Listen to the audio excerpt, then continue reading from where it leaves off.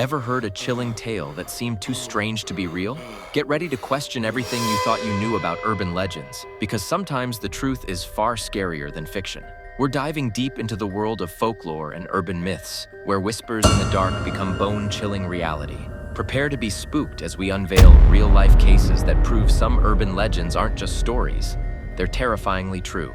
Going up at number 10 now, we have the Demon Bridge of County Monaghan. This is a story of death. The demon bride is said to have terrorized funeral goers for at least 200 years. Her victims now lie in the churchyards where they fell. Across County Monaghan, people report the same thing. The demon bride watches funerals and waits as the deceased are laid to rest. As everyone leaves, the demon bride approaches a young man straggling behind. She transforms into a beautiful young woman and makes him promise to meet her a month from that day back there at the graveyard. She seals the deal with a kiss and then vanishes. As he leaves the graveyard, his blood runs cold and a deep sense of despair washes over him. He realizes he has sold his body and soul to the evil spirit and his life has been forfeited. Over the next month, he descends into madness before eventually dying. He is laid to rest in the same graveyard as before, exactly a month after he first met the demon bride, his promise fulfilled. Next up at number 9 now, we have the Banshee. The Banshee is a female spirit that wails in the night as a sign that death is coming for a family member. Legend says the Banshee has long streaming hair, wears a grey cloak over a green dress, and her eyes are red from constant weeping. According to the Ancient Legends of Ireland book, the Banshee may be seen at night as a shrouded woman crouched beneath the trees, lamenting with veiled face or flying past the moonlight crying bitterly, and the cry of this spirit is mournful beyond all other sounds on earth and betokens certain death for some member of the family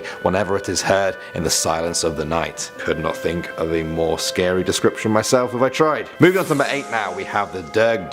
Many countries have a vampire legend. This is the Irish one. The name translates from Irish as red bloodsucker. Originally, the Durd was a normal girl who lived over 2,000 years ago. She was said to be beautiful with blood red lips and pale blonde hair. Her true name has been lost in the sands of time, overshadowed by what she became. Men travelled from all over Ireland in the hopes of just being with her. However, she fell in love with a local man who was very poor. He was perfect for her, but without money, her father would never let them marry. Instead, he married her off to an old, cruel man who abused her. He liked to draw blood from her while she was locked up in a tower cell. One day, she gave up hope of her true love ever rescuing her and committed suicide by refusing to eat. Her dying breath was a vengeance against the living. Her undead corpse rose from the earth on the night she was buried, thirsting for the blood that was taken from her. She was now the Durd, stealing blood from children, from the innocent, and especially from young men. She would call to them in the night with a haunting siren song that lured them to their deaths. Some say she still wanders the Irish countryside at night,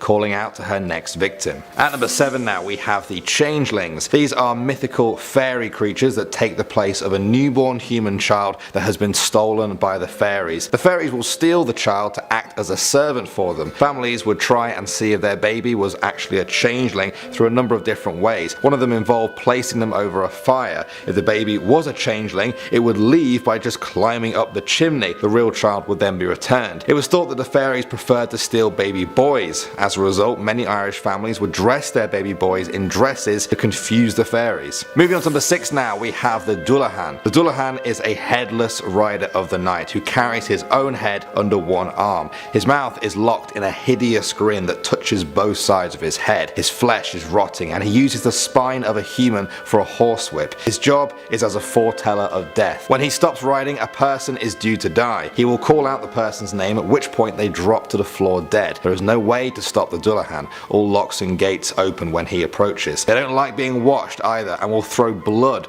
over anyone who dares to do so. This is also taken as a mark that they are among the next to die. Moving on to number 5 now, we have the Fetch. The Fetch is a supernatural double of a living person. You can have your own Fetch. They're like a doppelganger but with much more sinister undertones. Their sightings are regarded as an omen of impending death. If a person sees this dark double of themselves, it's said to mean they are going to die soon. Sometimes the Fetch may even have a clue as to how that person will die, perhaps a bullet wound in the head or a slash across the chest. Either way, it's not something you want to come across in your life. The Fetch is said to appear ghostly or shadowy and may vanish vanish down alleyways or halls if followed. At number 4 now we have the Puka. According to Irish folklore, these are strange little creatures obsessed with causing as much havoc as possible. They visit farms and seaside communities to tear down fences and disturb the animals there. The creepy part is that the legend says the Puka sometimes just stand outside of a farmhouse and calls the people outside by their name. If anyone steps out, the Puka will carry them away forever. There are stories of them being bloodthirsty and vampire-like creatures, as well as ones that describe them as man-eating beings, hunting down, killing, and eating their victims. Next to the number 3 now we have the Altra. This creature is also known as the Joint Eater. Don't worry, it doesn't eat your joints, but this creature does something just as strange. It's said to be a newt-like creature that preys on people who fall asleep near rivers or streams. It jumps down their throat and lives in their stomach so that it can eat the victim's food. In the collection of folktales called Beside the Fire, a farmer was starving from an Altra that was in his stomach, and he found a way to get rid of the creature. He ate large amounts of salted meat until he could eat no more.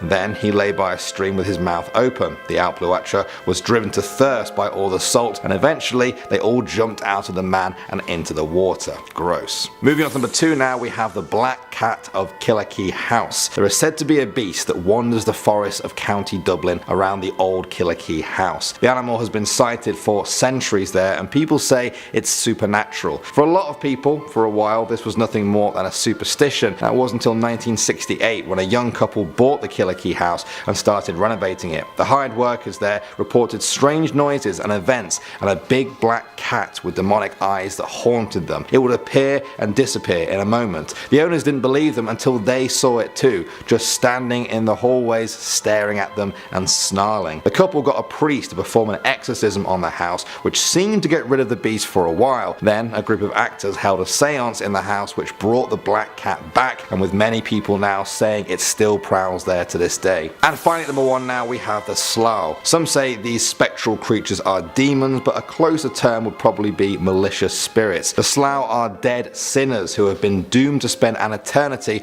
hunting for the souls of people who are dying. According to Irish folklore, they come from the west, flying like a flock of birds, trying to enter a house where they sense someone is dying in order to steal their soul and rob them of a happy afterlife. It was said that many families would actually shut their west-facing windows at all times to keep the Slough out of their homes. Some folklore experts have compared this to the Wild Hunt, a European folktale about ghostly hounds or spirits travelling around in packs foretelling of death and disaster. Going up at number 10 now, we have the Derry Vampire. In the city of Derry, you can find an area known as Slaughterverty. There lies a grassy mound known as O'Cathain's Dolmen, marked by a single thorn tree. Legend says that a vampire is contained within it. Back in the 5th century, a chieftain known as Abatak ruled over the area. He was known for his cruelty and viciousness, even to his own tribe. Locals said that he was actually an evil wizard, using his powers to rise to a position of power. When he died, the tribe gave him a respectful burial.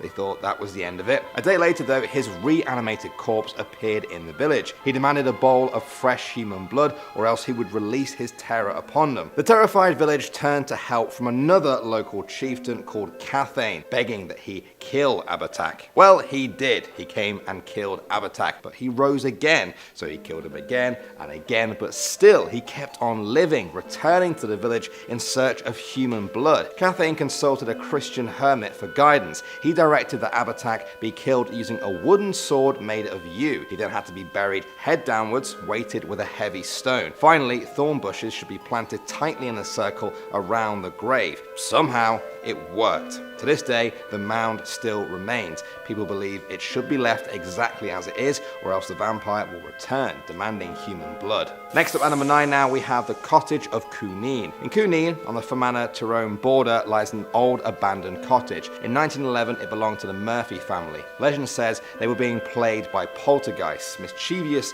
ghosts that wanted them out. The family chose to stay. Mrs. Murphy was a widow. Her and the children began to hear mysterious noises at night. They were not knocks on the door, footsteps in the empty attic above, and strange groans emitting from the walls. This was only the beginning though. Plates began sliding across tables by themselves, and bedcloths moved around in empty beds. Then it started getting even more intense. Pots and pans were thrown violently against the walls while furniture floated off the ground. Even when things weren't being smashed around, a strange coldness permeated the cottage as mysterious shapes appeared and then disappeared through the walls. In the end, a Catholic priest was called in to perform 2 exorcisms, but that didn't work. Locals began to believe the family had brought this evil on themselves and stopped helping them. Finally, the Murphys caved in and emigrated to America in 1913. Locals believe the ghost followed them. Now, over 100 years on, their cottage lies abandoned. People still say an evil atmosphere surrounds it. Next up at number 8 now, we have the Dunsandle mantelpiece. This house in Galway has so many ghost stories attached to it, it's hard to keep track of them. In the early 20th century, a stone worker who was repairing parts of the old house took a shining to one of the mantelpieces. He decided to take it with him back to his workshop. Now, legend says that the ghost of a tall man that haunted the house had somehow attached itself to the mantelpiece and went with it. The workshop then became haunted. Objects would fly around the room. Glasses and other items would smash or break. Perhaps the creepiest thing was the actual sightings of the ghost, often accompanied with sounds of an Irish fiddle playing in the distance. The only way to stop the hauntings was for the stoneworker to return the mantelpiece to Dunstable House, where it remains to this day, along with its ghostly legend. Moving on to number 7 now, we have the faceless Lady of Bly Castle. In Cork Harbour lies Bly Castle. In the 17th century, it's said that a woman named Margaret Hodnett lived there. She loved mirrors. Back then, mirrors were a symbol of luxury and wealth. Not many people owned them. Margaret had many of them so that she could always remind herself of her famous beauty. She had an on and off relationship with a local lord called Clon Rockenby. He asked for her hand in marriage many times, but she always refused. Eventually, he had enough of the rejection and decided to raise a small army to take her castle and her by force. Definitely an overreaction, I'd say. You can't just raise an army if someone doesn't want you. Anyway, the attack didn't go well. Clon was forced to siege the castle. Margaret held on for a year before eventually surrendering. Clon entered the castle to find Margaret starved to death, a skeletal figure, and not the beauty he had sought after for so long. Out of rage, he smashed her favourite mirror to pieces. Then one of Margaret's soldiers killed him with a sword. After that, Margaret descended into madness. She looked for mirrors constantly to see if her beauty had returned, but it never did. She died of old age, and locals say her ghost appears in the castle as a lady in white, sometimes with a veiled face and sometimes with no face at all. They say you can still see her, staring at the walls where mirrors used to hang, tilting her head as if looking at her reflection. Moving on to number 6 now, we have Corny. In the early 20th century, reports began of a ghost called Corny haunting a house in Dublin. The husband had sprained his knee badly and had to use a crutch, thumping around during the day and then leaving it by his bedside at night. One night, the wife woke up to the sound of the same thumping in the night, but her husband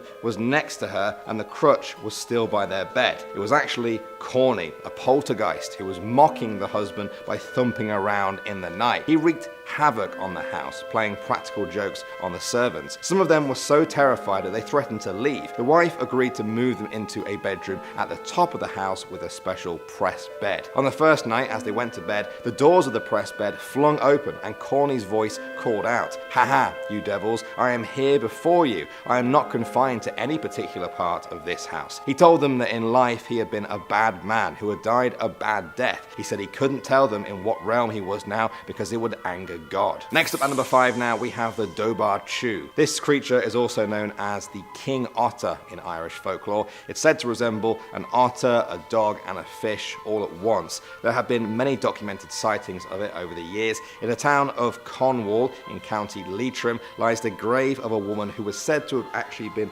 killed by the Dobar coup in the 17th century. Her headstone says she was called Grain. Legend says her husband supposedly heard her scream one night as she was washing her clothes in the lake. He ran to help her, but when he arrived, she was already dead. Her body bloody and mutilated by the creature. The man killed the Dobarku by stabbing it right through the heart. As it died, it made a strange whistling noise. At that moment, another Dobarku rose up from the water. It was the mate of the first one. The man fought and killed that one too. Since then, many people know there may be more out there. Some have reported seeing and even fighting them to the death. Moving on to number 4 now, we have the Whispering Mummies. St. Michan's Church is a 330-year-old building that is built on an even more ancient burial ground. Catacombs and grave vaults lie in the darkness below the church with coffins full of well-preserved mummies. Visitors report strange, whispering voices down there, along with an oppressive feeling in the tight hallways. It's a feeling of being in a crowd of people, despite there being nobody around. Some have even reported feeling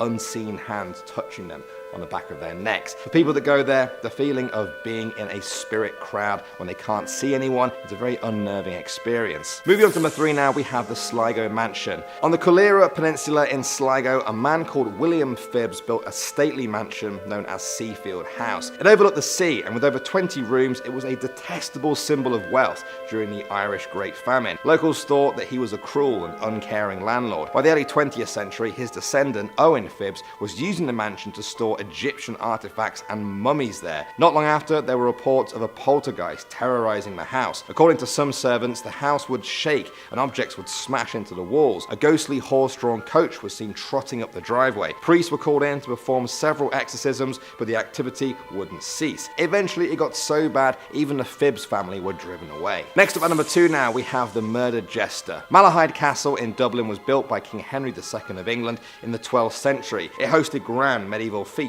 complete with minstrels and jesters for entertainment. One of the jesters, named Puka, saw a female prisoner at a feast one night and fell in love with her. He tried to help her escape, but was stabbed to death outside of the castle by the guards. In his dying breath, he vowed to haunt the place forever. Since then, there have apparently been many sightings of him. Visitors report seeing and photographing his spectral features appearing in the thick ivy that grows on the castle walls near where he was killed. And finally, number 1 now, we have the Vanishing Island. On July 7th, 1878, the residents of Ballycotton in County Cork were shocked to see an island out there in the ocean that had never been there before. Locals stood on the shoreline in absolute disbelief. They could see woodlands, fields, and deep valleys. Fishermen sailed out to investigate, but as they approached, the island flickered out of existence. This isn't an isolated case either. Similar sightings have occurred in County Kerry, County Clare, and Ballyena Lane Bay in Galway. Some have tried to explain the sightings of the Vanishing Island as a trick of the light, an optical illusion due to light refraction. Others link it to the old Irish legend of a vanishing island that becomes visible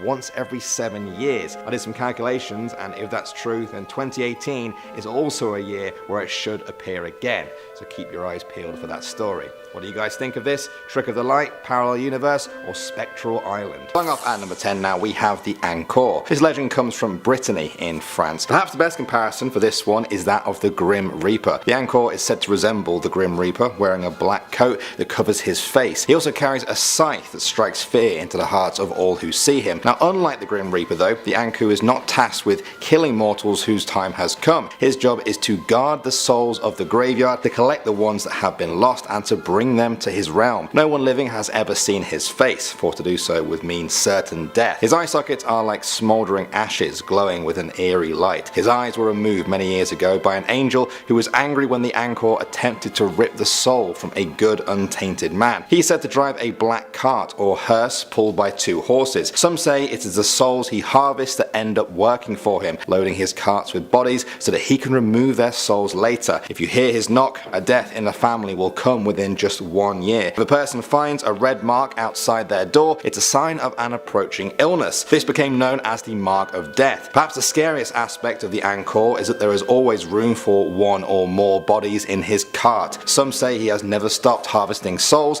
and he will continue to do so forever. Next up at number 9 now, we have the Dame Blanches. Those of you who know a little bit of French might know this translates to the White Ladies. These mythical beings have been mentioned all over France, and the best description I've heard of them is that they're beautiful trolls. Not because they look like trolls, but because they are said to live under bridges. They wait for young men who need to cross. They love to dance and will crawl out from from below the bridge to try and dance with the men. They are charming, and usually the men agree. If a man does, they will dance, and then he will be allowed to pass without any problems. The men who refuse, though, will be thrown off the bridge to their deaths. Many people believe this was the key to their success. The survivors would always tell other people about the lovely women in white at the bridge who wanted to dance with them. The ones who knew their true terror would be dead and washed down the river. Next up at number 8 now, we have the Tarasque. When you think of dragons, many people would jump to China, but France has its very own. The Tarasque is a fearsome dragon-like creature that has been mentioned in southern France for generations. In medieval times, it was said to devastate the land. Those who lived to tell the tale said it was a dragon with a lion's head, 6 short legs like a bear's, an ox-like body covered with a turtle shell, and a scaly tail that ended in a scorpion stinger. They say it has teeth like swords and as big as horns. Sounds pretty horrible, right? Well, the people of southern France certainly thought so. Legend says the creature would hide in the river and attack passers-by after sinking their vessels. King of Nerlux was said to have attacked one with knights and catapults. The creature was almost impossible to kill. Saint Martha charmed the beast with hymns and prayers and led it back to the city. The terrified people attacked it as it slept, and the creature did not fight back, ultimately dying right there. The townspeople felt so bad that they renamed the city Tarascon in the creature's honor, a place that you can still visit today. Just keep one eye open as you sleep. Moving on to number 7 now, we have the Kidney Thieves. The story goes like this. A man in Paris once had too much to drink, and when he stumbled into his home, he forgot to lock his door. The next morning, he woke up naked in his bathtub, which was filled with ice. Next to the tub, he found his phone and a note that read, "Call an ambulance right away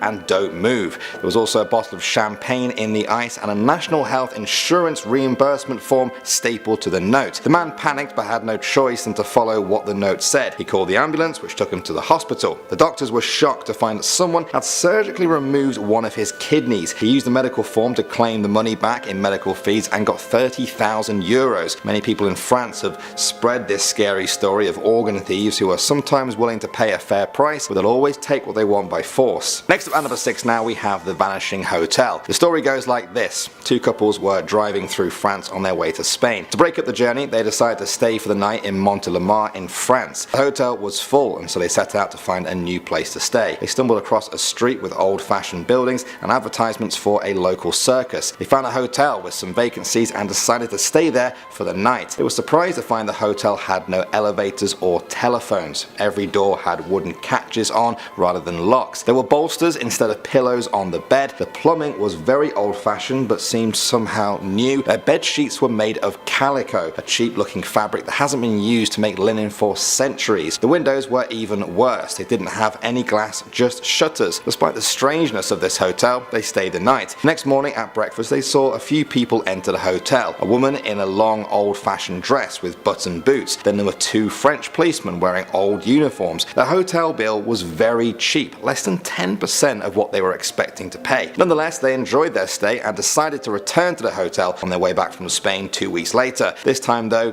they couldn't find it anywhere. The cobbled road and the old-fashioned circus signs were still there, but the hotel was gone. It had disappeared. When they went to develop their holiday photos, all the ones they had taken of the hotel were missing. They weren't even just blanks either. The photos physically didn't exist anymore. It was like the hotel had never existed at all. These details have been verified by a number of historians, but nobody has ever been able to offer an explanation for this mysterious time slip. Moving on to number 5 now, we have the Matagot. In southern France, people say the Matagot is an animal spirit. The interesting thing about this creature is that it takes the form of any animal it chooses. It's often a black cat, but can also be a rat, fox, dog, or even a cow. They are generally evil, but can sometimes bring wealth into a home if it's well fed. Traditionally, a wealth-bringing Matagot must be lured with a fresh chicken. The new owner must then carry it home without looking back once. If the cat is given the first mouthful of food and drink at every meal, it will repay its owner with a solid gold coin each morning. However, there is a catch. Nobody can keep a Matagot forever. They say if the owner is dying, they will suffer a long and painful death if they do not free the Matagot. Next up at number 4 now, we have the Gargoyle. The story goes that this creature was a terrible sea serpent who emerged one day from the Seine River and began to spew water about the countryside. It created a giant tidal wave, and whatever the waters did not kill, the dragon himself devoured for its meal. Its name literally means gargler for this reason.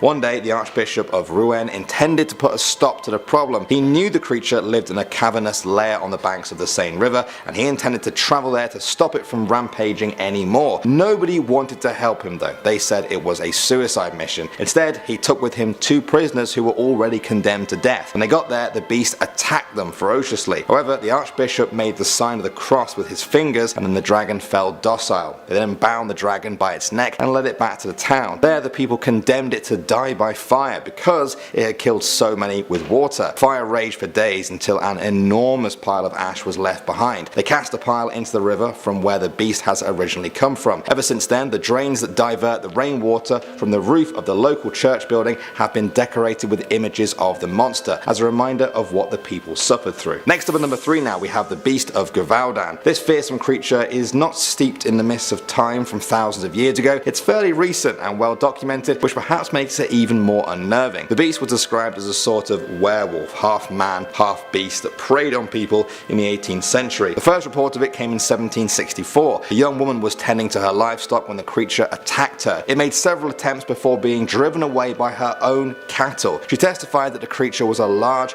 wolf-like thing with reddish fur, small ears, a dog-like head and a long tail. At the time, people thought this was just a one-off event, but they were wrong. Just a few days later, a 14-year-old girl was killed by the beast not far from the first sighting. Her body had disappeared, presumably devoured whole. Now it was serious. The villagers began to panic and the attacks got more brutal. There were several reports that people's heads were just being snapped clean off by the beast. The legend grew so big that even the King of France himself heard about it. No matter how many hunters he sent, the attacks kept happening. In the end, in 1767, 300 hunters finally tracked down the beast, which required a silver bullet to be killed. Some say they got it wrong though, and that this was just a large wolf and the real beast or its offspring may still roam the hills of France. Moving on to number 2 now, we have Les Lavandières. This legend has been spoken of in northern France for centuries. The name translates to the midnight washerwomen. They are said to be 3 old laundresses in Celtic mythology. The old women go to the water's edge at midnight to wash the clothes of those who are about to die. Those who see them say they're small, dressed all in green and have webbed feet. This also led to them being called the night ducks. They are a terrifying omen of death to all who have seen them.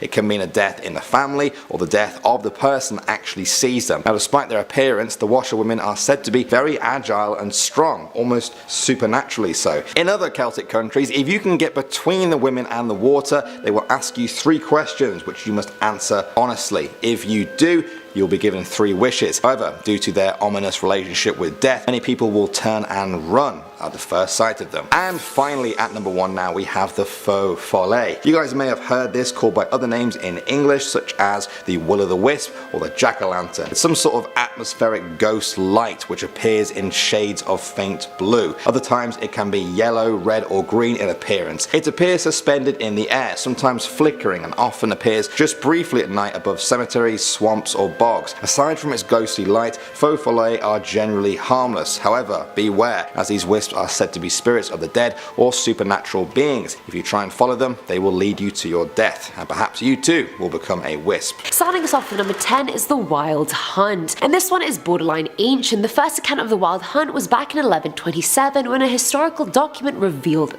this. Many men both saw and heard a great number of huntsmen hunting. The huntsmen were black, huge and hideous, and rode on black horses and on black he-goats, and their hounds were jet black with eyes like saucers and horrible, end quote. Apparently the huntsmen were sinners while they were alive, and so the nightly exercise was just part of their punishment, and if them on their own isn't scary enough, they were also accompanied by demons. Lone travelers would get taken by the whole group of them and dragged to the literal pits of hell, which I'm not here for, by the way. I don't know about you personally, but personally that's not my vibe. Personally. I don't speak for everyone.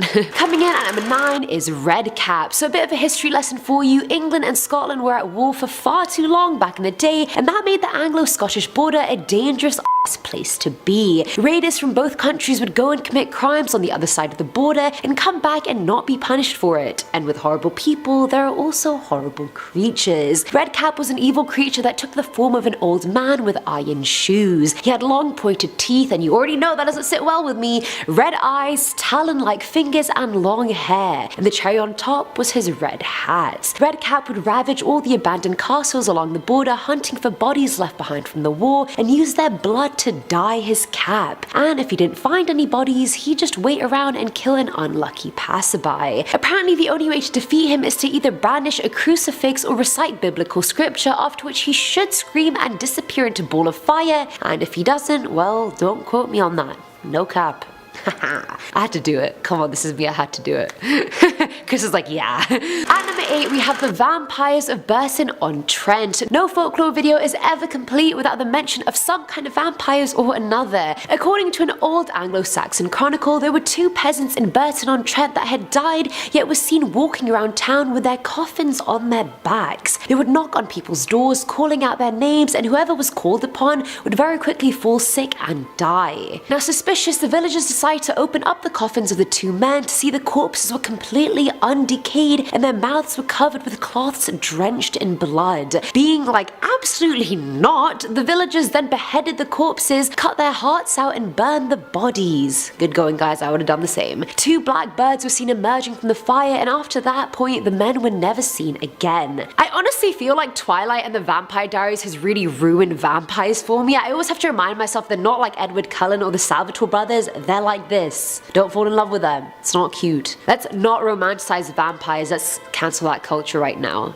Starting now. Filling on our 7th slot is Cutty Dyer. Now, the legend of Cutty Dyer goes way back to at least 1879. That's the first time this creature was talked about in local publications, and everyone had already been it for a while. This creature is said to be an ogre or a water sprite that stalked the stream of the River Yo or Ashburn, depending on the version of the story that you hear. The legend originated in the town of Ashburton, where he supposedly lived under the King's Bridge. Isn't it usually trolls that live under the bridge? What's going on? Cutty Dyer would wait around stalking children and any drunkards that came by. He'd then pounce on them, drowning them and then gorging on their blood.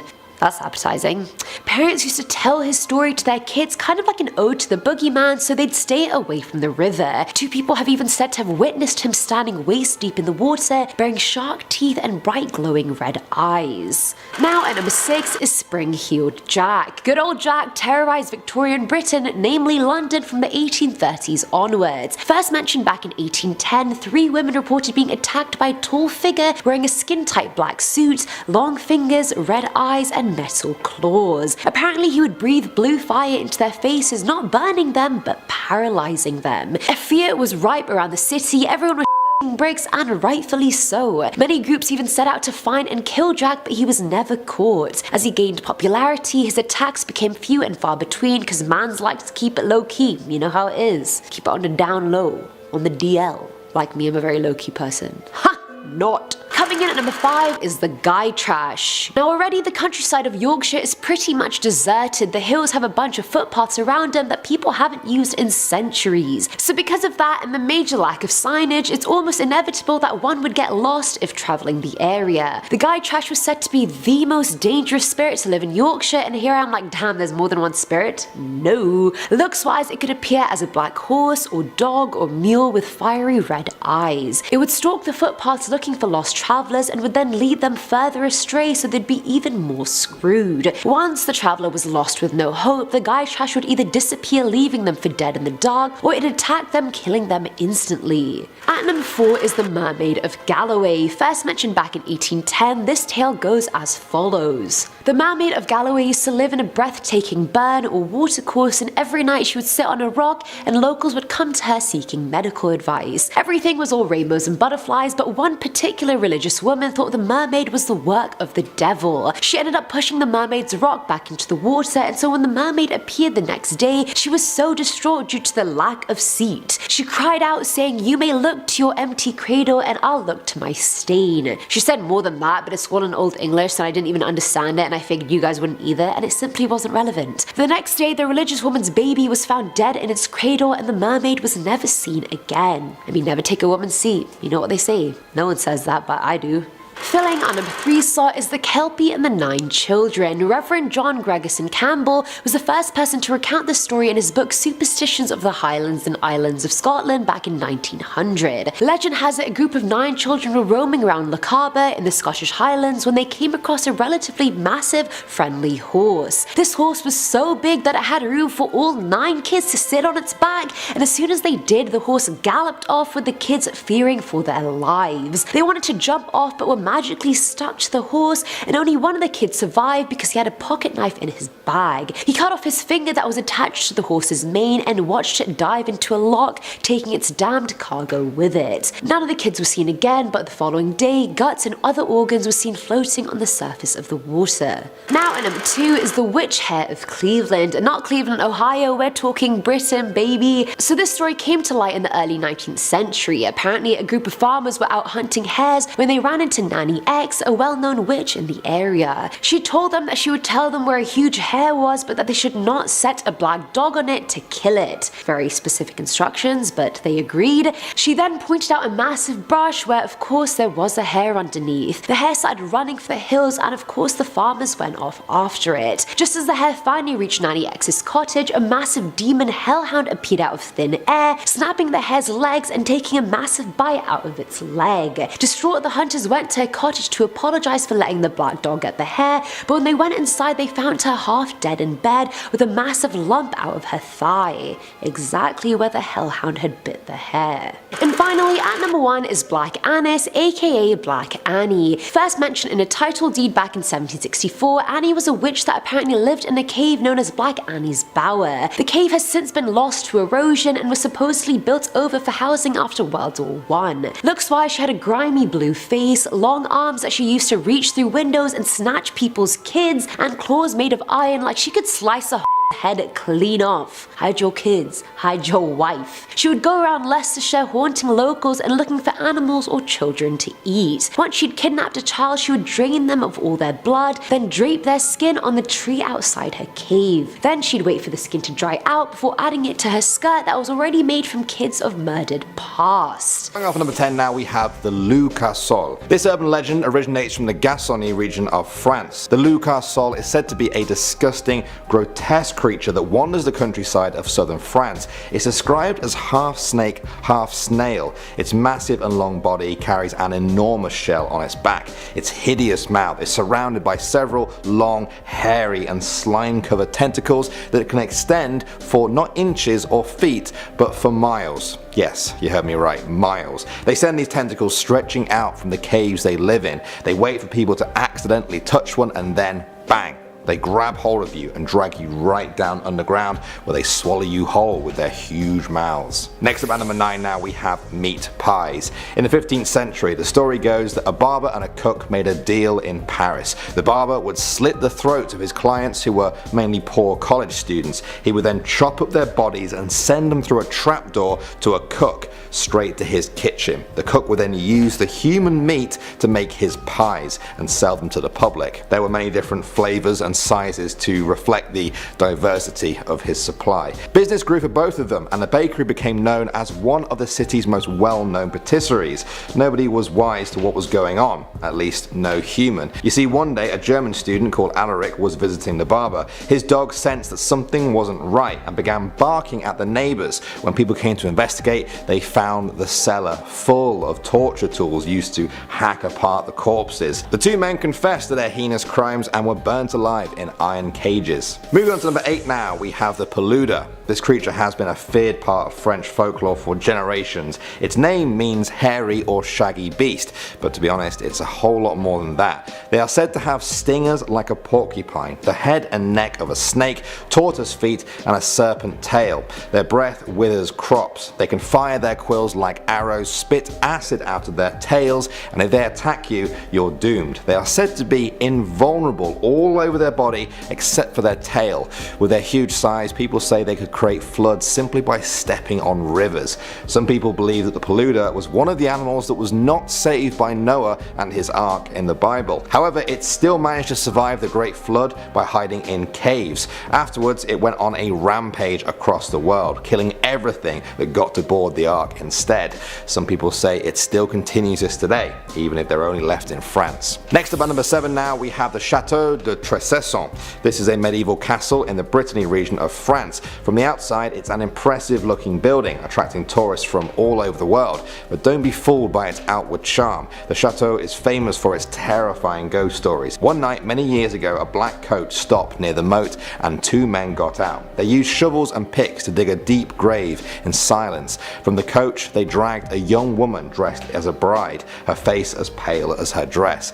She didn't cry or beg for mercy as her executioners laid her in her grave and covered her with dirt. The men then rode off into the darkness. A local man saw the whole thing from the trees and gathered the other villagers to help. They dug her up and tried to save her, but by sunrise she had died without ever saying a word. They never knew who she was or why those men killed her, but it wasn't the last time people saw her. In the centuries since then, locals have sworn they see her ghost floating on the waters of the moat near where she died, still in her wedding dress and still deathly silent. Next up at number 6 now we have the catacombs. This is perhaps one of the most famous and creepy parts of Paris. They are a series of tunnels that wind underneath the city. They are said to hold the remains of some 6 million people there. They were first started in the late 18th century to help deal with the city's overflowing cemeteries.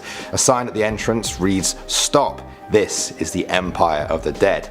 800 meters of the walkways are just lined entirely with bones. Over the years, locals have shared many stories of dark goings on there among the bones, legends of Masonic cult meetings, black masses, Nazi gatherings, gang fights and serial killers. Coming at number 5 now we have the wooden leg. In the Chateau de Combourgy there is a ghost with a wooden leg. It's said to be the ghost of Comte de Combourg. He was a general who lived there 300 years ago and lost his leg in battle, having it replaced by a wooden one.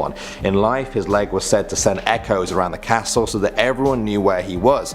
After he died though, that never went away. In the years since, many visitors have said they've heard his leg thumping around the castle in the night. Some even say they've seen it walking up and down the stairs by itself. No body attached to it, accompanied only by a mysterious black cat. Moving on to number 4 now, we have a strange concert. On June 2nd, 1925, a 24-year-old medical student named John Romier was studying in a garden in Paris. An elderly man approached him dressed in a strange riding coat. The two men began to talk about classical music, and eventually the old man invited John to come and listen to his concert that he was putting on with some friends on Friday. John accepted and asked for his name and address. His name was Alphonse Barrière, and he gave him his address, 3rd floor on the left. Next Friday, John arrived at the given address and was welcomed in, where he met Alphonse's whole family. They were lovely to him, but John couldn't quite shake this strange feeling that something wasn't right. Maybe it was the old-fashioned apartment with its outdated decor and gas lighting. The musicians sat down and performed some classical music, including Mozart. John stayed for a few hours after and talked to Alphonse about music. He thanked him and then he left. Out in the street he realized he had left his lighter inside. He went up and rang the bell, but there was no answer. He kept trying until a neighbor came out and asked what the problem was. John said he was trying to see Alphonse, but the neighbor said, "I think you're mistaken. Alphonse has been dead for 20 years and that apartment has been empty since then." John told him that this was impossible. He had just spent a whole night with him and his family. The neighbor started to become suspicious of John and accused him of being a thief. The police unlocked the apartment and took John inside along with the owner of the place, who was actually Alphonse's great-great-great-great-grandson. They walked through the apartment, which was now empty. When they got to the back room, they found a side table covered in dust. There, sitting on top, was John's lighter. Some say that John experienced a real-life time slip. Others refuse to believe this happened at all. Either way, there's an official police report out there that contains this whole story, and many people believe it's still unsolved. At number 3 now, we have the Tuileries Phantom. This is another story involving a man called Jean. He worked as a butcher near the Tuileries Palace in Paris during the reign of Catherine de Medici in the 16th century. She ordered Jean to be killed because he had threatened to reveal many of the royal family's secrets. Just before he was executed, he told his executioner that he would rise from the dead. The executioner left Jean's corpse in the garden. He then went to tell Catherine the deed had been done. When he returned to the garden to dispose of the body, he found Jean's corpse missing. A few days later, the Queen's astrologist reported having a vision. In it, he claimed he saw all of the inhabitants of the palace die a horrible death, and that Jean would haunt the palace until it was destroyed. Not long after that, the executioner was on his way to the palace when he looked behind behind him and froze in horror. There stood Jean, drenched in blood, as if he was still alive, thus beginning the legend of the Red Man. He is said to have haunted the grounds ever since. People believe that if you come across Jean, the Little Red Man, that means a terrible tragedy will follow shortly. Next up at number 2 now we have the Devil's Door of Notre Dame. Notre Dame is a very famous cathedral in Paris. Many visitors notice its elegant side doors with their intricate iron patterns. They were designed by an artist called Biscornet. His talents were known throughout France. The doors were considered a masterpiece, taking months to complete in Biscornet's workshop. Parisians were so impressed that some of them began to doubt that he did it alone. This was the 1300s, an age of deep superstition in Europe. Some people believe that Biscornet had sold his soul to the devil in exchange for this masterpiece. Locals said they had been to his studio during his work hours, where they had found him unconscious on the floor next to the finished piece, which had been mysteriously completed in record time. When they came to first use the door on the cathedral, the priest claimed that they could only get it to work after sprinkling it with holy water. Biscornet died soon after, and in the years since, many experts have struggled to explain how exactly he made this with the basic tools of his time. Some people also point to his name. B means two or twice, while cornet means horn. Put it together and you have the two-horned man. And finally, at number 1 now, we have the Chateau de Brissac. This old French castle in the Loire Valley was first built in the 11th century. It's been almost 1,000 years since then, and its walls have seen some grisly deaths and hauntings. Perhaps the most famous is the story of Charlotte. She was the wife of Jacques de Brissac, the lord of the castle in the 1400s. One night he came home after a hunt and had dinner with Charlotte. Then they went to bed in their separate rooms. The marriage was said to be for political reasons, not love. That night he was woken by his servant, who said Charlotte had another man in his room, and it was one of his hunting partners. He flew into a rage, grabbed his sword and attacked both of them, slashing and hacking away. By the time they were dead, their bodies had almost 100 wounds inflicted. Charlotte was actually the half-sister of King Louis VI. He stripped Jacques of all of his titles and took possession of his castle. As for Charlotte, well, people say she never left. Her traumatic death made her a ghost, cursed to haunt the castle forever. They say at night on the walls of the castle you can see a female ghost in a green dress with bloody, gaping holes all over her body. She is silent except for when she returns to the room where she was murdered, where deathly moans and cries can be heard until dawn. Starting off at number 10 now, we have the Big Grey Man of Ben Macdui. Amphir Liath Mor is the Gaelic name of a mythical creature known as the Big Grey Man, who is said to dwell at the summit of Scotland's Ben Macdui mountain. Over the years, many climbers have felt his presence or even seen him, a lumbering giant that skulks in the thick fog of the mountain peak. He's often described as being very large, sometimes about 10 feet tall when standing completely upright. Short hairs cover his whole body, especially thick on his broad shoulders. His arms are also said to swing wildly when he's sighted. Sightings of this creature have gone back for centuries, but the first credible account came from Professor Norman Colley in 1891. The day he saw it, he made a note in his journal saying, "I was returning home from a calm on the summit in the mist when I began to think I heard something else other than my own footsteps. For every few steps I took, I heard a crunch, and then another crunch, as if someone was walking after me, but taking footsteps 3 or 4 times the length of my own." His account ends up going into much more detail, but for many people, this account and a few others are more than enough to convince them of the Big Grey Man of Ben Macdui. Moving on to number 9 now, we have Cathedral House Hotel. This building in Glasgow was originally built in 1877 as a halfway house for prisoners who had been released from the nearby Duke Street prison. That prison was the site of many executions over the years, including 12 in the 20th century. The last person to be executed in Scotland, Susan Newell, was hanged at the prison in October 1923 after being found guilty of strangling a paperboy. In the years since the last execution, locals swear that the spirits of the executed have made their home in the nearby Cathedral House Hotel. Some say they have felt a ghostly presence brush up against them on the staircase. There have also been several reports of 2 ghostly children being heard on the top floor of the hotel, and items of furniture moving of their own accord. In 2005, the Ghost Finders Scotland group conducted a thorough investigation using using high-tech equipment. They recorded unusual EMF and tri-field readings along with light orbs and various other anomalies appearing on both video footage and still photographs. Moving on to number 8 now, we have the Well of the Dead. Nice name. Many Scots will be familiar with the Jacobite Rising of 1746. On April 16th of that year, the Scottish forces fighting for independence from the British were defeated, suffering heavy losses. Many lost their lives on the fields of Culloden. Legend says that birds no longer sing above the boggy land where Jacobites made their final stand. That rhymed, that wasn't intentional.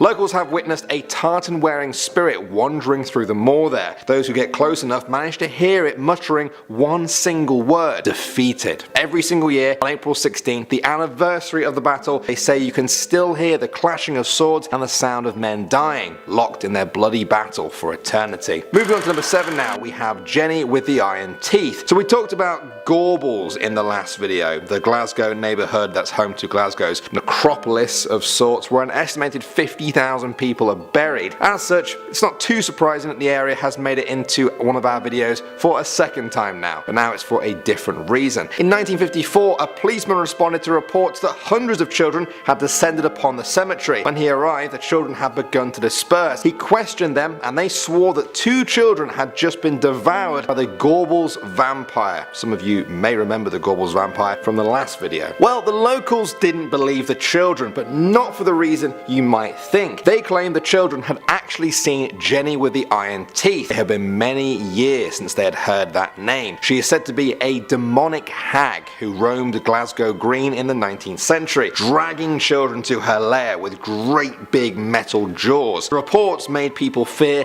that she had returned, and in the years since then, perhaps she's never left. Coming in number 6 now, we have Neta Fornario. This is perhaps one of the strangest missing person cases I've ever heard of. Neta Fornario was a member of an occult group called the Hermetic Order of the Golden Dawn. They practiced ritual magic, tarot cards, mysticism, and held a solid belief in the powers of telepathy. On top of all that, Neta also had a personal interest in fairies. In 1929, Neta went to the small Scottish island of Iona. Nobody is quite sure why she did it. She arrived at a local inn and spent most of her days wandering the tiny island alone. After a few weeks, her innkeeper woke up to find that Neta was in a frenzy of packing her luggage to leave. Neta said that she needed to leave right away, as several individuals were attacking her telepathically. The innkeeper told her it would be impossible to leave that day as the boat to the mainland did not run on Sundays. Neta left the room in a rage, returning a few hours later to say that she had decided to stay on Iona after all. She left on one of her walks that night, but when she didn't return later on, her innkeeper raised the alarm. After a 2-day search for her, they found Neta's dead body. A cross had been cut into the turf with a dagger, and Neta's body was lying on top of it. A doctor could not determine how or when she died. Many people believe that she was mentally ill and suicidal, but others argue that she was the victim of some really dark magic. Next up at number 5 now, we have Provan Hall. Many people in Glasgow will know this as one of the oldest buildings in the city. It was built as a hunting lodge for the bishops of Glasgow in 1471. That's more than 20 years before Christopher Columbus set sail. For all you history buffs out there trying to get your head around the dates, it's a pretty old building. It has played host to some distinguished guests as well, including Mary Queen of Scots and her father, King James V. Ghosts have been reported at the hall ever since those days. Locals say they've seen spirits of murderers and also their victims. The master bedroom is said to be haunted by a man with a dagger. They say that in the 19th century he came home from 2 years at war to find his wife had had a baby with another man. In a fit of rage, he stabbed her to death and then slit his own throat. Another less violent ghost that's been seen is that of Reston Mathers. He was a previous owner of the hall who is often seen on the staircase. He died there in 1934 after breathing problems and is said to always be dressed in a black bowler hat and sporting a bright white beard. Next up, number 4 now, we have the Green Lady of Crathis Castle. Many people know of the Green Lady of Crathis Castle, a forlorn spirit that has been seen by an alarming amount of people over the years. The castle was built in the 16th century and despite its grand size, the Green Green Lady is only ever seen in one room. She paces back and forth in front of the fireplace there, sometimes cradling an infant in her arms. Apparently, even Queen Victoria herself saw the spectre while staying in the castle one night. Some say that in life the apparition was a servant girl who fell pregnant out of wedlock and mysteriously disappeared soon after. For a while this was just dismissed as nonsense, but in the 1800s a grisly discovery was made. While renovating a fireplace, some workmen uncovered the skeletal remains of a woman and child. Even that story has now been lost in the sands of time, but the legend of the Green Lady lives on. Moving on to number 3 now, we have the Dalman Bridge suicide ghost. Even without the ghost, the gothic style and age of this bridge leaves a stark image in visitors' minds. There has been a bridge on this site going way back to 1821, spanning across the River Clyde. It's also known for a harrowing suicide story. They say that years ago, a man jumped to his death from the bridge. He was 30 years old with short hair, wearing a blue 3/4 length coat and black trousers. In the years since then, many people have reported seeing his ghostly apparition jump to its death over and over again. Moving on to number 2 now, we have the Kelpsie. These are perhaps some of the most feared and famous creatures in Scottish folklore. Most accounts describe these creatures as shapeshifters that often take the form of a horse. When they appear in human male form, they are often very hairy. They jump out at lone travellers on deserted roads and crush their victims to death. If they appear in human female form, their behaviour is altogether different. They take the form of a beautiful woman and lure men to their deaths in the water, much like the sirens that we've talked about in other cultures' urban legend videos. In horse form, they're perhaps even more dangerous though. It's said that they entice people to climb on their back for a ride, only to drown them. What's even more twisted is that they apparently target children in particular. Many centuries ago, people in Scotland would be wary of dark or white ponies that appeared to be lost. They feared they were kelpies that would take them to a watery grave. One way to spot a kelpie from a normal horse was that kelpies had dripping manes, a sign that they had recently come from water. When a kelpie's tail entered water, it made a sound like thunder, a sure sign to stay indoors as a kelpie was on the prowl. And finally, at number 1 now, we have the Flannan Isles Lighthouse Mystery. These isles are a group of uninhabited rocks off the coast of mainland Scotland. One of the islands is called Eileen Moor and features a grass hill at its highest point. On top of that lies Flannan Isles Lighthouse. A year after it was built, on December 7th, 1900, the new lighthouse keepers arrived. They were Donald MacArthur, Thomas Marshall and James Ducat. The inspector made sure they were okay and then left. Soon after, the island became enveloped in a thick, rolling fog. The inspectors couldn't see the lighthouse from the mainland because of this fog. A ship that went by a week later reported that the lighthouse was not shining its light. After a full 3 weeks, the lighthouse had still not been seen and the men had not returned from their rotation on the island. A rescue ship found that the island was empty. The lighthouse was locked, the clock on the wall had stopped, and there was a cooked meal just sat on the table. The last entry in the log had been made almost 2 weeks before. Authorities concluded they were swept away by a storm, but locals had maintained something supernatural happened on that island and that the fog had something to do with it. Starting things off at number 10, we've got the Gorbals Vampire. Back in September of 1954, the children from Gorbals in Glasgow went on a monster hunt looking for the creature that killed their 2 friends and drank their blood. For 3 nights, hundreds of children between 4 and 14 carried knives, stakes, clubs, and crucifixes and stormed into the creepy necropolis graveyard known locally as the City of the Dead. They were hunting a vampire that was said to be 7 feet tall with blood-red eyes and sharp iron teeth. The children called him the Gorbals Vampire. This was actually a real event. On September 23rd, Constable Alex Deeprose was called to the City of the Dead because of a disturbance and found hundreds of armed kids looking for a vampire. Local news outlets picked up the story. Headlines said things like "Amazing scene as hundreds of children rush cemetery." But the report about the 2 missing children ended up being false. The police heard of no missing children reports at the time. The Gorbals Vampire was dismissed as an urban legend, and some say the kids were inspired by American comic books like Tales from the Crypt and The Vault of Horror.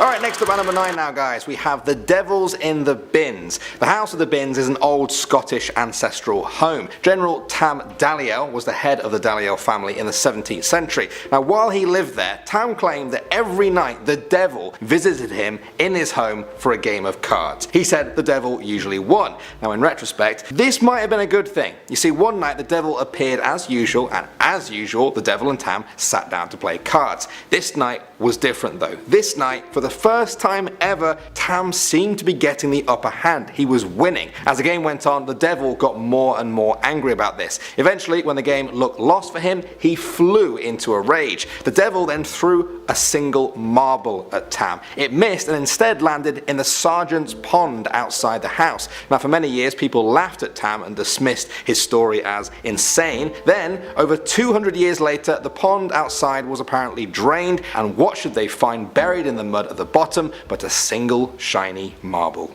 He lost his marble! One marble. One marble? At number 8 we've got Abandoned Annie. The City Chambers is a famous building in Edinburgh, with ancient alleys that run beneath. The streets below the City Chambers are said to be haunted, and they attract psychics, ghost hunters, and mediums. This is because back in the 16th and 17th centuries, this particular area of Edinburgh was hit extremely hard by the plague. The streets used to be littered with bodies and sick people who were banished and left for dead. After the 18th century, the abandoned homes and alleys were sealed, but that doesn't stop people from venturing down there. There have been many strange noises and sightings reported, but most notably a psychic claims to have come into contact with the ghost of a young girl named Annie. Abandoned Annie is a story that began in 1992 after a Japanese psychic called Eiko Gibo went to the close as a part of a documentary on paranormal activity. When the group were touring the area, she came across a room that she at first was too afraid to enter. She said the room had a terrible feeling of sickness, hunger, and cold. But then Eiko went inside the room because she said she was invited by the ghost of a little girl named Annie who had died of the plague. Annie grabbed her hand and said that she had been abandoned by her family and that she had lost her doll. Eiko later went back to the room with a Barbie for Annie to play with, and since then, visitors to Annie's room are told to bring a gift for her. There is now a pile of toys created by people who have visited her room. To this day, people report feeling sick, uneasy, and cold while visiting Annie's room, despite the fact that there is no historical record of any girl named Annie, and the story has been dismissed as a popular urban myth. An urban myth that actually has a happy purpose, apparently. Along with toys, people leave money for Annie, and at the end of every year, the money is counted and given to the sick kids hospital. So far, Annie has raised more than £45,000 for other sick children. Next up at number 7 now guys, we have the A75. Now that is the name of what's said to be the most haunted road in Scotland bar none. It runs through the county of Dumfriesshire and has been a hub of reports of supernatural activity over the years. It's actually attracted paranormal investigators to it from all over the world. Kathleen Crone is the founder of Mostly Ghostly, great name by the way. Now she said there have been screaming hags, eyeless phantoms, and a menagerie of unearthly creatures witnessed on this famous road. In 1962, perhaps one of the most famous sightings occurred on the road. Derek and Norman Ferguson were driving along the road when a large hen apparently flew into the windscreen of their car. They then saw huge cats and other monstrous creatures pass by them, as well as a phantom furniture van, whatever that is, all of which vanished into thin air. In the years since then, the number of stories has grown to the point where some truck drivers actually avoid the A75 altogether. Alright, it is time for number 6, the Boneless. The true story of the Boneless comes from the Shetland Islands, a group of small islands off the coast of Scotland, where the inhabitants were once terrorized by a ghostly blob. Yes, you heard that correctly. Stories about a ghostly apparition called the Boneless, and sometimes a frightening, have been whispered on the Shetland Island for years now. It's based on an account found in the book Shetland Traditional Lore by Jesse Saxby. Although no one could describe the apparition properly, people called it the Boneless because witnesses say it looked like a giant glowing white blob. Others said it looked like a jellyfish or a slimy white cloud. The Boneless would appear pressed up against windows and it never made a sound. It could move though. Apparently it could move faster than a dog. If you had happened to find yourself face to face with the Boneless, you would cower in fear and often die of fright. There's a story about one boy who was dragged by the Boneless to the edge of the cliff. He described it as smelling like rotting flesh. As he heard the waves crashing below, he grabbed the rocks and hung on for life. The Boneless rolled off the cliff and disappeared, and the boy managed to drag himself back to his home to tell his parents. Next, at number 5, we've got the haunting of Castle Stewart. The story goes like this. The Earl of Moray inherited Castle Stuart from his father. He wanted to rent it out, but he couldn't because the castle had such a bad reputation for being haunted. So the Earth tried to improve the castle's reputation by offering a reward to any man who was brave enough to spend the night in the castle. News about the reward spread, and eventually 4 men agreed. A minister, an elder in the Presbyterian church, a local shoemaker, and the last was a large man named Rob Angus. The deal was each of the men had to spend an entire night alone in a haunted room. Once they were inside, the door would be locked and wouldn't be unlocked until the next morning. The minister fell asleep in the room and had a dream about a blood-splattered man who sat down next to him. When he woke up, no one was there. The elder had a similar experience. While he was reading his Bible, the door to the room sprang open, and in walked a man covered in blood. The man drew his dagger on the elder, who fainted. He was found the next morning in complete shock. When it was the shoemaker's turn, he heard the door to the room open. A tall man with hooves for feet appeared in the doorway. The being jumped at the shoemaker and he fainted in terror. He was found unconscious on the floor the next morning. And lastly, it was Rob Angus's turn. Rob Angus was a big, strong Scotsman who said he wasn't afraid of anything. As the servant closed the door to his room, he said, "You will find me as I am,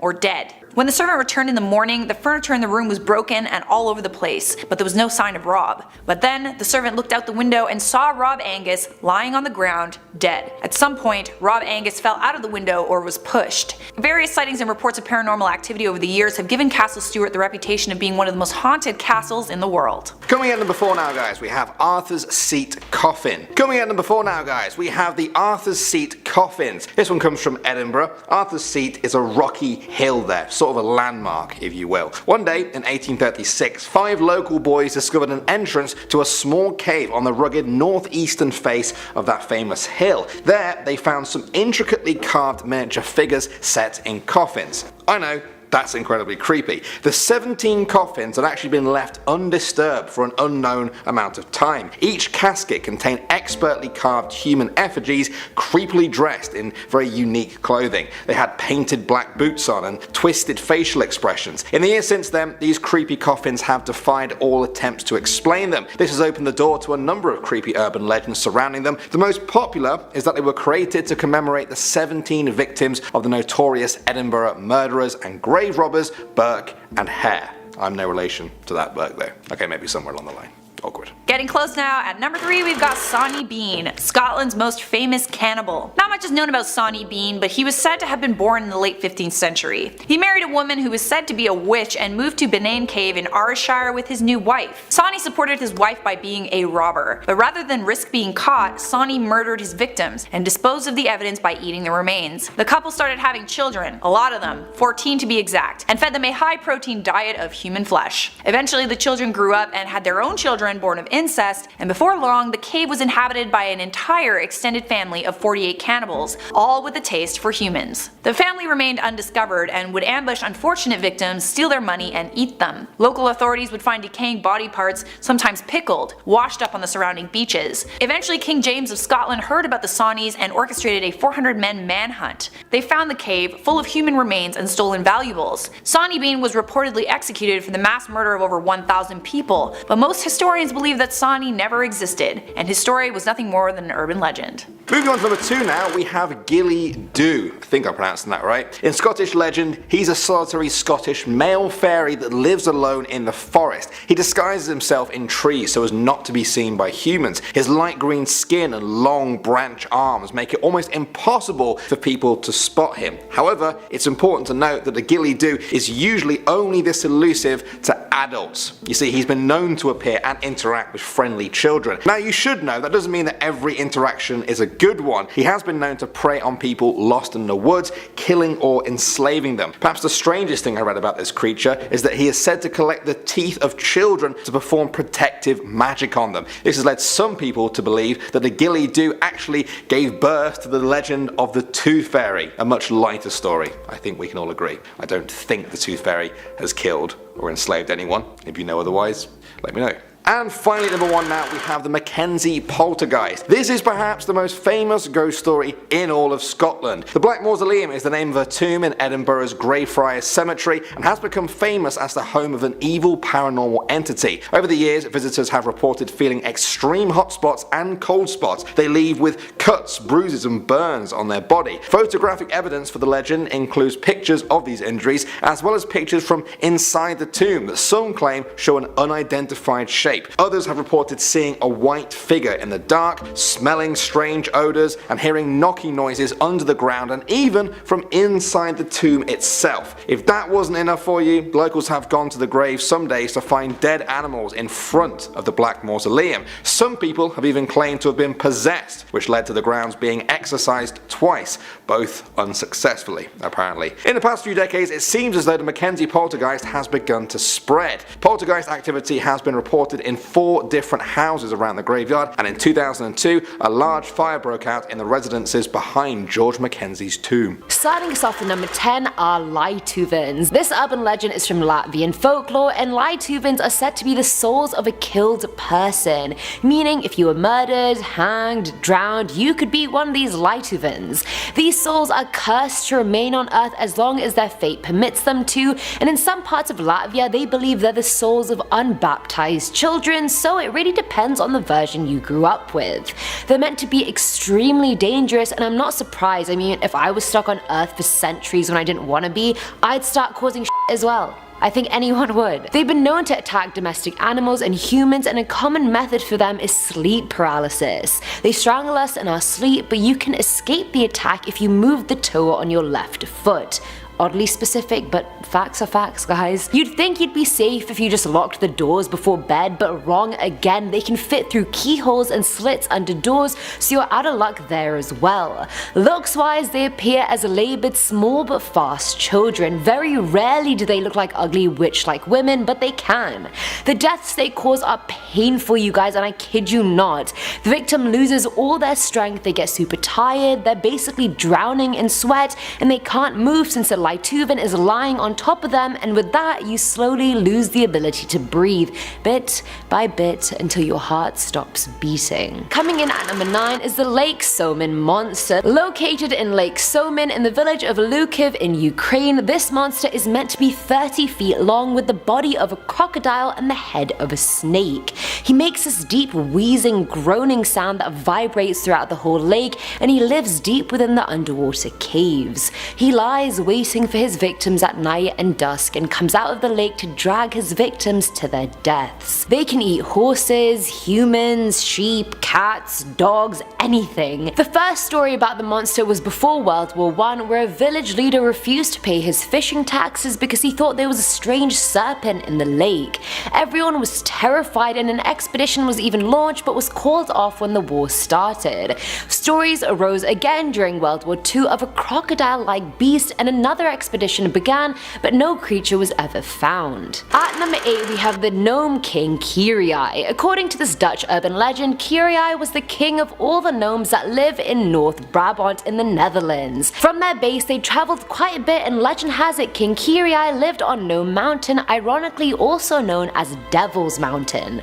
I was gonna try saying it in the actual Dutch word, but I knew I would just completely bottle it, so I just didn't even bother.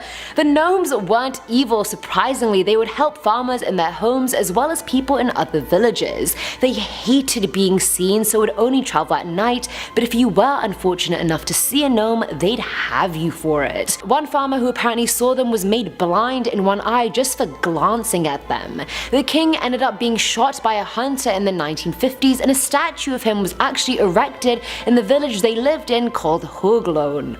I know I said that wrong, but I really tried. Filling our number 7 slot is Peikko. This urban legend comes from Finland, and I'm so happy to include this one because I've literally seen so many comments asking for Finnish urban legends, so at least I can semi-make it happen for you guys. And I don't know if I saw a lot of comments or just the same users commenting the same thing. But anyway, Peikko is said to be a massive creature similar to a giant who can turn invisible at will, change size at will, sleep in the form of a rocky landform for hundreds of years, and worst of all, he's been known to make holes in children's teeth. both. Since every country has their own version of the boogeyman, the Peiko is Finland's inspired version of it. He kidnaps children, and do we really need to go into what he does with them? Like, I think we all know. Let's just skip the atrocities. We don't have to talk about that. We don't. I don't need to imagine that, neither do you. Now at number 6 is the Enchanted Moura. Hailing from Portugal, the legend of the Enchanted Moura is very popular in local folklore there. Moura is an extremely beautiful and seductive shapeshifter that lives under an occult spell that was put on her against her will. She lives in places that represent boundaries like gates and doorways and can build with incredible strength. She usually shows up combing her hair and singing. Sometimes her hair is blonde, sometimes it's black, and if you promise to help set her free, she promises to give you treasure in return. These magical maidens were said to be the souls of the girls left behind to guard the treasure their partners hid before going to Moura. They guard castles and rivers and are actually not evil. I know most female urban legend appearances are evil, but I mean, they're pretty okay. I don't want to confuse people, it isn't one person, there's many versions of this enchanted Moura. There's many maidens. It's not just one, but they're all Moura. I'm gonna stop talking now. Coming in at number 5 is the Dancing Policeman. This urban legend may be one of the most well-known ghosts in all of Serbia. Back in the 60s, at the busiest intersection in Belgrade worked traffic policeman Jova Bull. Every day he wore a full white uniform. I'm talking white gloves, white hat, white everything. And his hand gestures were so elegant it was almost artistic. It was like a dance. Watchers were left breathless. It was like he was conducting a ballet, not Cars. His face and smile drew you in, and it's like he was everything you wanted no matter who you were. If you violated regulations, he'd just wag a finger, and he'd even blow kisses at people. He stole the hearts of so many he started appearing on TV and in the newspaper. The mayor of London even invited him to London after seeing him once, not even meeting him. He was less liked in London since his movements weren't as feminine as his counterparts, and the authorities also hated him. He didn't want to rise up, he just loved his job and wanted to keep at it. Even after being moved to a less busy intersection, he drew people in. In the end, the authorities had enough of him and made him retire early, and he died as the keeper of a small parking lot. They say you can see his spirit hover in the Belgrade intersection and the London one like an invisible ballet dancer. Honestly, this is a ghost I'd actually like to see. He seems very unproblematic and not scary. And I like a good traffic controller. I like nice traffic. Bad drivers are a no. At number 4 is the Petrin Fire. This urban legend is from the Czech Republic and it centers around Petrin Hill. Nowadays it's a lovely park and garden where you can go for a nice date or romantic stroll, but being there at night is a lot more of a risk. Despite its reputation today, there used to be a pagan grove on the hill in the middle of a group of lime trees. In the middle of this grove was a huge sacrificial altar where it said the pagan priests used to burn young virgins for their gods. When Prince Boleslav came to power, he radically went after the pagans, and their altar and grove were both destroyed and a church was built nearby instead. But the pagan faith was more resilient than that. It wasn't just gonna go away because this altar was destroyed. The pagan gods made themselves known on the hill by creating random fires that would magically contain themselves. But they weren't just fires. If people looked inside them, they would see the grimacing faces of all the pagans the prince had killed. And these fires are still happening till this day at night. They happen at random times and can last for around 20 minutes. If any of you subs are from Czech Republic and are watching this, can you let me know if you've seen these fires? I really need to know. Thank you. Filling our number 3 slot is the house on Rataskäivu Street. This one comes from Estonia and follows the story of a house located on Rataskäivu Street. The man who lived there was trash. Honestly, he wasted all of his money and honestly had no future, and on top of that he was heavily in debt. One night he thought enough was enough. Life didn't seem worth living anymore, and so he tried to commit suicide. Just as he was about to do it, a stranger broke into his room asking for one thing. Let the man get married on the top floor of his house, and if he agreed, he would be rich beyond his dreams. But there was one condition: no one could eavesdrop on this wedding. If they did, it would cost the man his money and the eavesdropper their life. And did I mention the stranger was the devil himself? Sorry, I should have included that earlier, but you know, I like the build up. Anyway, the night of the wedding, the guests arrived, but you couldn't see them. You could hear them, but they were invisible, enjoying the festivities somewhere in the ether. The lights were on, the music was playing, the house was shaking like the weight of the guests was overloading it. As it became 1 AM, everything stopped. Everything was silent. The man was expecting his fortune, but as he was making his way upstairs, his butler got sick and died. He'd been eavesdropping on the wedding, and we knew what would happen if that happened, guys. We were forewarned. That room of the house that he died in is said to be walled up now, and the window facing the street is also boarded up. Never make a deal with the devil, people. It literally never ends well. Ever. Did I mention ever? Because it doesn't. How many videos of this do I have to make? No deal with the devil. Thank you. Now at number 2 is the pastor's wife. This legend is pretty tragic, I'm not gonna lie, and it hails all the way from Denmark. Way back when, a woman married a pastor, but she was hiding a massive secret. Under no circumstances ever did she ever want kids, so much so, she found a witch who told her she was gonna have 7 kids in the future. The witch gave her 7 stones to throw into a well, and that would prevent all the pregnancies. She did it and resumed normal life. Her and the pastor went for a walk one night, and he realized his wife didn't have a shadow. Everyone has a shadow, why the hell doesn't she? He realized she must have done something horrifically evil for this to happen and tried getting her to confess to him, but she refused. He kicked her out of their house and forced every villager to refuse her. He cursed her by saying it's more likely a red rose would grow out of his stone dining room table than for her to redeem herself. Harsh words. Absolutely crushed, the woman left the village and found a priest in another village nearby. He said to redeem herself she had to stay in the church overnight with a book he had given her, and that she can't give the book to anyone no matter what because many will be asking for it.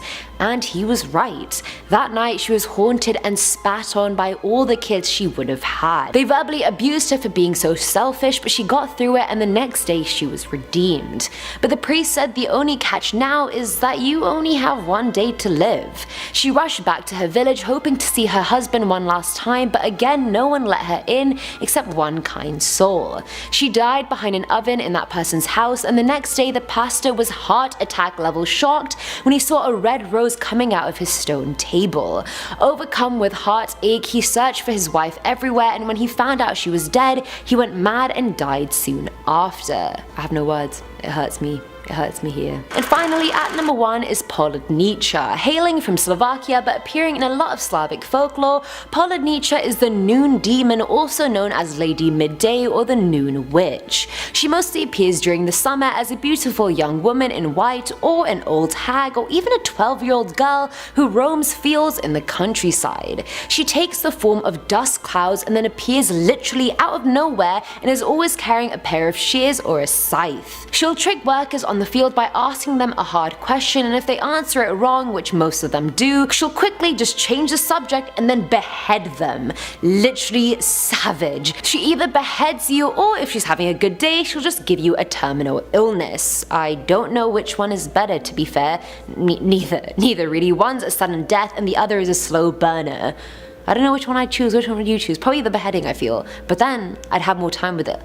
Either way, let me know in the comments. She's known as a personification of getting sunstroke, and her presence has been linked to causing heat stroke in many people now. She causes aches in their neck, and if it's bad, one can even go mad. Number 10. Poveglie Island, Italy. Poveglie is one of the scariest haunted islands in Europe. A series of mysterious activities were detected on the island, and that is probably the main reason why the island is closed for visitors today. The island was the place where victims of the plague were quarantined and infected dead bodies were disposed of. It is said the remains of over 100,000 souls are buried there, and let me just say, that is a lot. The island was later the site of a nursing home and psychiatric hospital. Now it's rumored that it had a mad doctor who carried out unconventional treatments on his patients here before eventually throwing himself from the church's bell tower or being pushed. whichever you believe. Due to this, the bell was later removed, but people from the surrounding islands claimed to have heard it echoing in the night on multiple occasions. The hospital eventually closed and the island was abandoned in 1968. Number 9. Hellfire Club, Ireland. No, not the Hellfire Club you're thinking of. This has nothing to do with Stranger Things, unfortunately, and let me just throw in, Eddie deserved better. Anyway, the Hellfire in Dublin was built as a hunting lodge where Dublin elites used to gather in the 1700s. The ruins of the club are located on top of Montpelier Hill overlooking the adjacent Massey Woods. There have been numerous stories about black masses, animals, and even human sacrifice rituals happening in the Hellfire Club, but that's not all. Multiple witnesses claim to have seen a satanic-like creature with a human appearance and cloven feet. So, literally, the devil. You mean the devil. Another common visitor is the ghost of a young lady who is believed to have been burned inside a barrel and rolled down the hill. Number 8. Pripyat, Ukraine. Pripyat is a small town in northern Ukraine that was the closest town to the notorious Chernobyl power plant. Once upon a time, Pripyat was a nice little town that was home to 50,000 people. However, after the Chernobyl disaster, everything changed. Needless to say, no one lives here today and it's dangerous to visit even after all these years after the explosion. Now there are many ghost stories surrounding Pripyat. One story is that one of the nuclear physicists was measuring the radiation readings when he heard someone screaming inside the plant. This event happened in 1997, 11 years after the explosion. He asked the employees about it and they told him that he was the first one to enter the control room in 11 years, and that the only way to get in was through a thick metal door. Now even if someone did come inside, they would inevitably trigger an alarm that goes off. Even more interestingly, later that evening, the employees saw a floodlight turning on in the installation room. They thought there may have been a power surge, but seconds later the lights were turned off. Spooky. Number 7. Castle Ryzel, Poland. This red structure looming over Ryzel has had a horrifying dark past. The town was burnt down in the 1800s and a woman named Barbara Zdunk was arrested for committing arson and was later accused of witchcraft. In the castle, she was tortured and taken advantage of on multiple occasions and eventually gave birth to 2 children. Many people claim that the ghost of Barbara and her children haunt the castle today, and rightfully so. A strange smell of perfume was reported in the castle on multiple occasions. Doors that were previously locked were found open the next morning, and some people even claim that they were touched by a strange force in the castle. Number 6. Witch's Castle, Austria. Witch's Castle, also known as Musham Castle, has a gruesome history. Hundreds of people were imprisoned, tortured, and had their lives ended inside these walls during the witch hunts of 1675 and 1690. Those who did escape the hangings had their hands cut off, while others were branded by hot irons. Now, after the witch hunting was over, they went back to normal. But then came another issue: werewolves. In the 1800s, many cattle and deer were found dead near the castle. So these people jumped to the logical conclusion that this was being done by werewolves. This led to some residents being tried and executed in the castle's dungeons as the full moon culprits. Staff and visitors swear they have felt someone's breath on them, been touched, heard banging sounds, footsteps, and doors slamming, and there's also been rumors of people hearing the sounds of the witches screaming, and werewolves apparently still prowl the grounds. Number 5. The Houska Castle, Czech Republic. The Houska Castle is located in a forest north of Prague and is one of the most haunted places in the world. According to the legend, on this exact spot, there was a huge hole in the ground which was considered to be the gateway to hell. Nice. Paranormal activities were disturbing the region, and the Bohemians thought they would solve their problems if they covered the hole, which honestly sounds like a good idea. That's why they built the castle. Now, no one actually wanted to build this castle and get close to this portal, so they used prisoners to help. Hundreds of prisoners were forced to go into the pit to build the foundation for the castle. However, when they were taken out of the hole, they looked like old men. Later on, this castle was the center of a German occult dabbling during World War II, and multiple dead bodies of German soldiers were found on the site. Witnesses reported several different forms of paranormal activities, and some even claimed that the site contains the remains of a demonic beast who escaped the pit. Yeah. No thank you. I'm good. Number 4. Dracula's Castle in Bran, Romania. Bran Castle is a castle in Romania that is a national monument and landmark in Transylvania. It's commonly known outside Transylvania as Dracula's Castle because it's the only castle in all of Transylvania that actually fits Bram Stoker's description of Dracula's castle, even though he never visited Romania. Many historians agree that Vlad III, Dracula, never set foot in Castle Bran, which was neither a friendly place for him to visit nor under his rule. Nonetheless, the castle is still creepy. The castle has 57 rooms and of course a secret passage. While being beautiful during the day, the castle takes on a whole other look at night. In the villages near Bran, there is a belief of the existence of evil spirits called ghosts or stigoi. Until half a century ago, it was believed that there existed certain living people who were leading normal life during the day, but during their sleep at midnight, their souls left their bodies and haunted the village, tormenting people in their sleep. So yeah, I'd stay away from this castle at midnight. Number 3. The Edinburgh Vaults, Scotland. The Edinburgh Vaults are a series of chambers formed in the 19 arches of the South Bridge in Edinburgh. They were a part of the South Bridge Act 1785 and was completed in 1788. For around 30 years, the vaults were used to house taverns, workshops for cobblers and other tradesmen, as well as storage space for said merchants. In later years, the vaults were a hotspot for the homeless and for criminal activity such as illegal gambling taverns, illegal whiskey distillery, and body snatchers stored corpses there overnight. In the late 19th century, the vaults were closed off, but opened again in 1988 when a local man crawled through a narrow passageway in one of his buildings and rediscovered the rooms underneath the bridge. Witnesses claim they can feel cold gusts of air, to hear voices, and see and sense an intangible presence. Now, some ghosts are bolder there, like Jack, who grabs visitors' hands in the wine vault. Another, more menacing presence is known as Mr. Boots, an unkept man so named for his tall boots. Now, Mr. Boots lurks in the back section of the vault and has been known to push and throw rocks at visitors. Some have claimed to hear his footsteps on the cobbles and his echoing voice cursing throughout the chambers. Number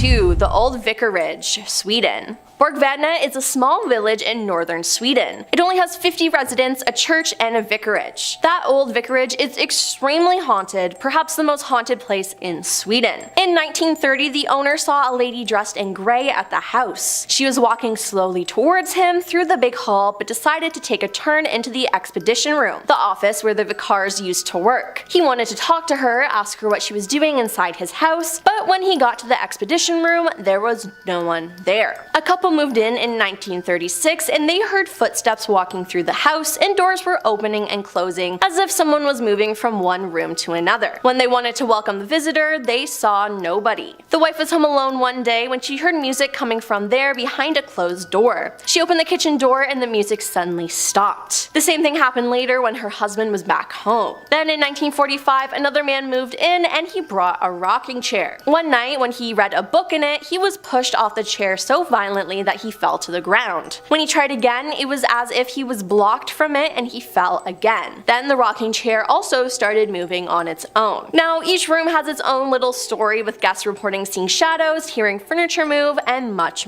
more. And coming in at number 1 is Dragslone Castle, Denmark. This 13th century castle was built by former Bishop of Roskilde and has been leveled by invading Swedish armies and rebuilt several times. During the Reformation, the castle was seized by the Danish king, who laid claim to all church properties. The bishop was imprisoned in the castle and left to die. Guests claim to hear moaning and wailing in the area of the castle's prison cells. Another lingering prisoner still haunts the grounds, the Earl of Bothwell, husband of Queen Mary of Scots. He was captured in Norway, imprisoned, and tortured to death in the castle. It's said that his spirit appears in the courtyard riding a horse-drawn carriage. 2 female ghosts also haunt the castle, a lady in white and a lady in grey. The first is the ghost of a nobleman's daughter who fell in love with a castle worker. Her father forbade the relationship and ended her life for not obeying his demands. He chained her to a post in the castle cellar and built a brick wall around her. A skeleton was found when the castle was modernized, lending truth to the legend. The second ghost is an old woman who died after castle doctors removed an infected tooth. While it relieved her pain, the extraction was infected, causing her death. And we're kicking off this list with the Scandinavian Ganganger. Ganganger, that's a hard word to say.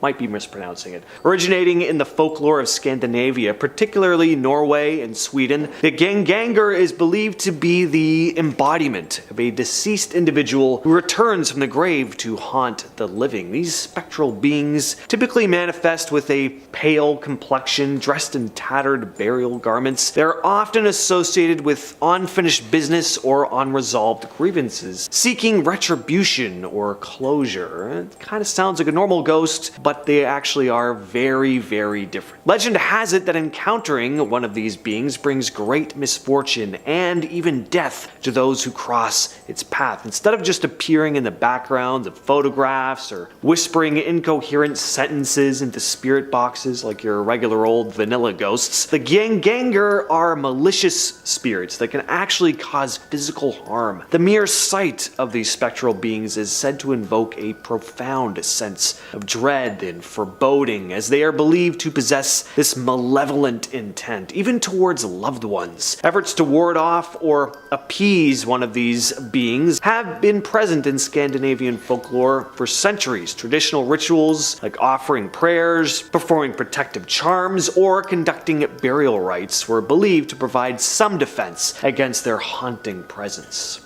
At number 9, we have a letter from a blind man. This one is short, but man, is it chilling. A dark tale that began circulating just after one of the darkest periods in modern history. In post-World War II in Berlin, a time plagued by scarcity, poverty, and hunger, a tale spoke of a young woman who encountered a blind man navigating his way through a bustling crowd. The two ended up striking a conversation, leading the man to ask if she could deliver a letter to the specified address on the envelope for him. Considering it was conveniently on her route home, she agreed to help. As she turned to walk away, though, she craned her head back momentarily to see if there was anything else she could assist the blind man with, and to her astonishment, she caught sight of him hastily making his way through the crowd without his dark glasses or his white cane. Understandably, she was pretty suspicious at this point and headed over to report the incident to the authorities. The police swiftly raided the address mentioned in the letter, where they uncovered a gruesome discovery. In the home were piles of human flesh intended for sale, and within the envelope entrusted to the young woman was a chilling message that read,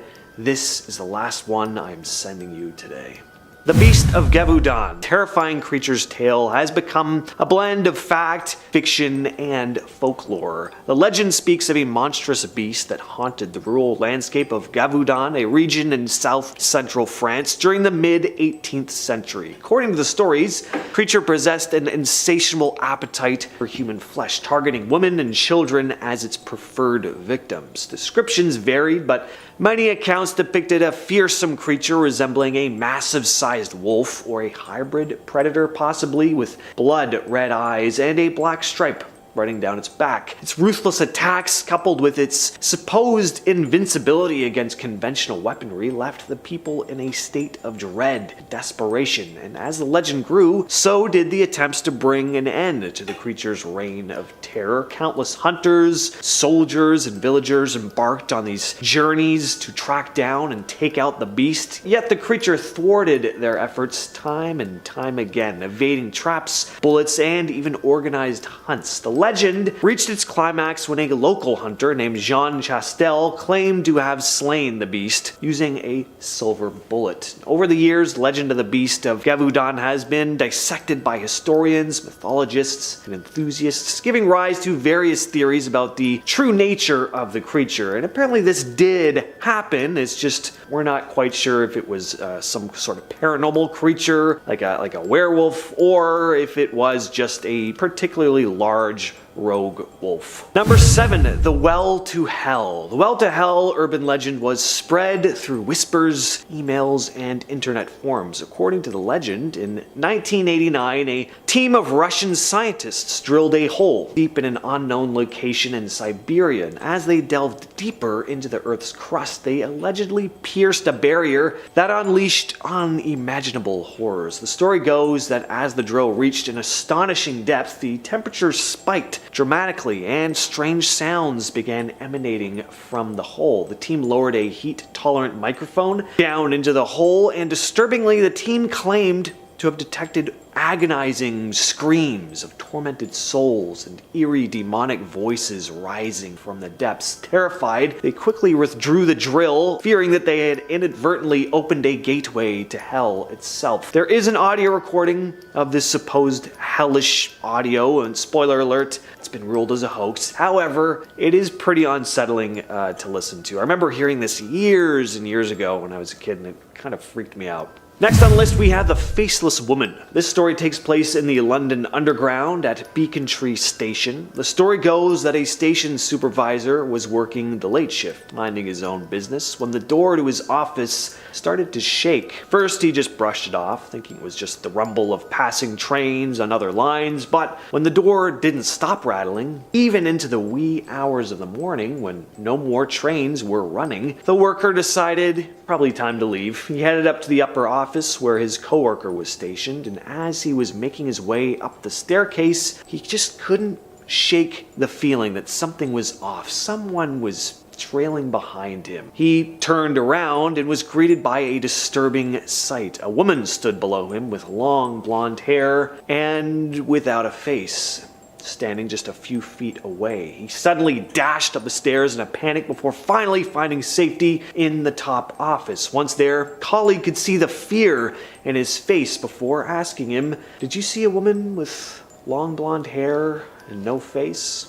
Next up is the Vanishing Hotel room, aka the Vanishing Lady. This legend began circulating in the late 1800s, taking place in France. Like with most urban legends, there are multiple versions of the tale, but it goes something like this. A mother and daughter had recently arrived in Paris. They check into a hotel, but pretty soon the mother begins feeling ill, collapses. A doctor arrives who informs the daughter that her mother will need medicine. That can only be picked up at the other end of town. The daughter sets out to get the medicine, but when she returns to the hotel hours later, her mother is no longer there. In a panic, she asks the staff where her mother is, but they all claim not to know who she's talking about. According to them, the girl had arrived at the hotel on her own. In some versions of the story, the girl suffers a mental breakdown and ends up at a mental institution. In another version of the legend, it is revealed that the mother had actually died of the Black Plague, and the hotel tried to cover it up by disposing of her body and pretending like they'd never seen her in order to avoid bad publicity.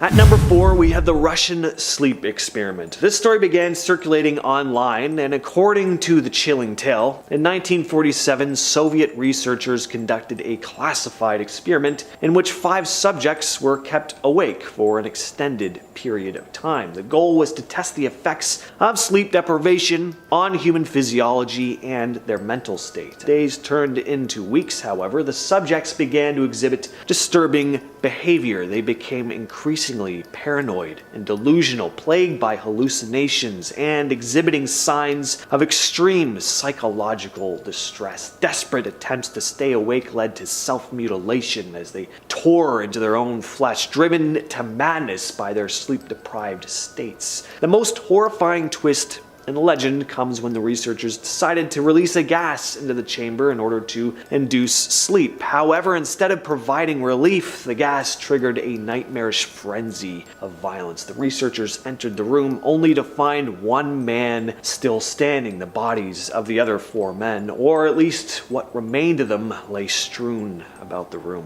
Next, we have another urban legend from the London Underground, the Crying Girl of King's Cross Station. In 1987, deep underground in the tunnels of the London subway at King's Cross Station, a fire had broken out. The fire took the lives of 31 people, and some say they still hear the wails and cries of the poor souls who lost their lives there, especially the crying woman. Late at night, when the platform is mostly deserted, some say they spot a woman dressed in jeans and a t-shirt, sobbing into the night, the echoes of her cries reverberating off the long, empty tunnels. When they go to approach her, though, she simply disappears. Coming in at number 2, we have the Black Volga. The urban legend of the Black Volga is a chilling tale that is circulated in various parts of the world, but particularly in Eastern Europe. According to the legend, a menacing black luxury car, often identified as a Volga sedan, prowls the streets at night, instilling fear in all who cross its path. The Black Volga is said to be driven by mysterious figures, frequently described as malevolent entities or agents of the supernatural. Witnesses claim that the vehicle appears seemingly out of nowhere, its engine roaring ominously as it glides silently through the darkness. The car's windows are tinted, hiding the occupants from view and shrouding their intentions in secrecy. Terrifying encounters with the Black Volga involve tales of kidnappings, disappearances, or even encounters with supernatural beings. Some versions of the legend suggest that the car is driven by vampires or other supernatural creatures preying on unsuspecting victims in the dead of night. Some have actually theorized that perhaps the Polish secret police spread these more outlandish legends in order to invalidate claims of genuine kidnappings carried out by the government. And at number 1, we have the Catacombs video. Now,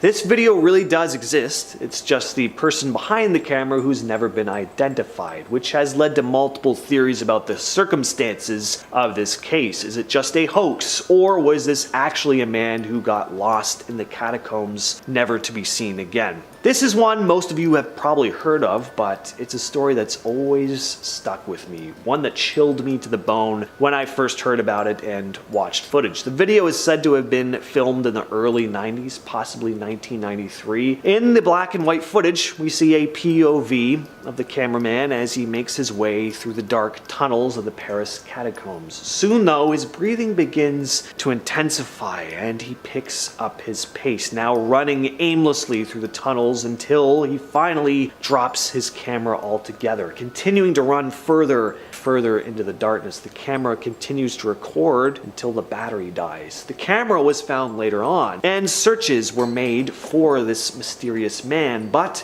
no body was ever discovered.